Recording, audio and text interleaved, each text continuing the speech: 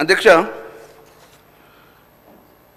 ఇది మా ఎడ్యుకేషన్ పరంగా అధ్యక్ష, మా అనారోగ్యం, మా బిడ్డలందరూ అనారోగ్యం. చదువు చెప్పిన అధ్యక్ష మాకు ఇబ్బంది లేదు, కానీ మా బిడ్డల యొక్క ఆరోగ్యం కూడా ముఖ్యంగా అధ్యక్ష. చదువు రాకపోతే ఈ కాలేజీ ఇంకో కాలేజీకి చదువుకుంటాం, కానీ ప్రాణం పోతే ఇట్లా తల్లిదండ్రులు ఇప్పుడు రోజు భయపడే పరిస్థితి వచ్చింది. బిడ్డలు సుమారు 2 లక్షల మంది డ్రాప్అవుట్ అయ్యే పరిస్థితి వచ్చింది ఈ ఇయర్లో. ఎందుకోసం భయపడుతుంది అధ్యక్ష? ప్రభుత్వం ఒక నమ్మకం కలిగాలి.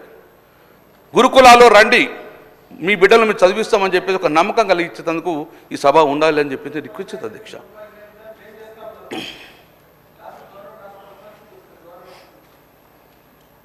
నేను ఇప్పుడు అదే చెప్పిన, పిల్లలు ఏమన్నా అనారోగ్య పాలైతే గవర్నమెంట్కి పోవాలని చెప్పి హుకుం జారీ చేయకండి. ఎక్కడ ట్రీట్మెంట్ అయితే అక్కడ ట్రీట్మెంట్ పంపు అని చెప్పి నేను కోరుతున్నాను. అది కూడా వద్దా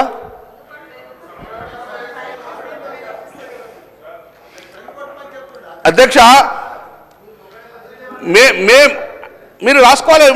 మేము కమాండ్ కంట్రోల్ పెట్టాము. ఆ రోజు కమాండ్ కంట్రోల్ పెట్టడం వలన పనేశ్వ ద్వారా ఎలాంటి ఆరోగ్య పరిస్థితి పిల్లల్లో ఉన్నాయో ఇమ్మీడియట్గా కమాండ్ కంట్రోల్ ద్వారా తెలుసుకునేందుకు 24/7 రికార్డ్ అవుతుండే అధ్యక్ష.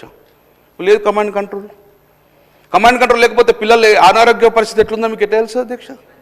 కాబట్టి ఇమ్మీడియట్గా కమాండ్ కంట్రోల్ను చేసుకొని ప్రతి పిల్లల ఆరోగ్యాన్ని కూడా రికార్డ్ చేయాలి, అవసరమైతే తగు చర్యలు తీసుకోవాలని చెప్పేసి నేను ప్రభుత్వం డిమాండ్ చేశాను అధ్యక్ష.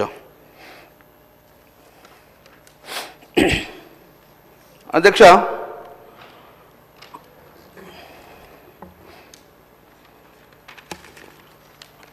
కొమరం భీం జిల్లా అధ్యక్ష, కొమరం జిల్లా వాంకిడిలో 60 మందికి అస్వస్థ అయింది అధ్యక్ష.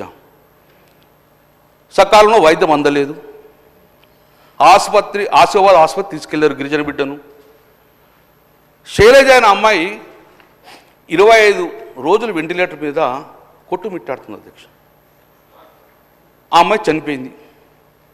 చనిపోయినందుకు ఇంతవరకు ఆ అమ్మాయి ఎలా చనిపోయిందని ఏమన్నా దర్యాప్తు జరిపింది అధ్యక్ష? ఒకళ్ళు స్టేట్మెంట్ ఏమి ఇచ్చేది అధ్యక్ష అంట, లేచి తిని చనిపోయిందట, చేగోడులు తిని చనిపోయిందట. చెప్పుడు కాదు, హైకోర్టుకు సబ్మిట్ చేసిండ్రు. ఎట్లా చనిపోయిందంటే లేచి అధ్యక్ష. లేచి రోజు ఎవరు తిట్టలేదు అధ్యక్ష. పోనీ లేచి మీద దర్యాప్తు చేసిండ్రా? 60 మంది 50 మంది కలుషితమైన ఆహారం తిన్నందుకు దేవుల మీద చర్య చేసింది అధ్యక్ష. ఒక హీరో వచ్చినంత తొక్కిలాడితే యాక్షన్ స్క్రూ, మరి ఇంతమంది చచ్చిపోతే ఎవరి మీద యాక్షన్ తీసుకుంటారు?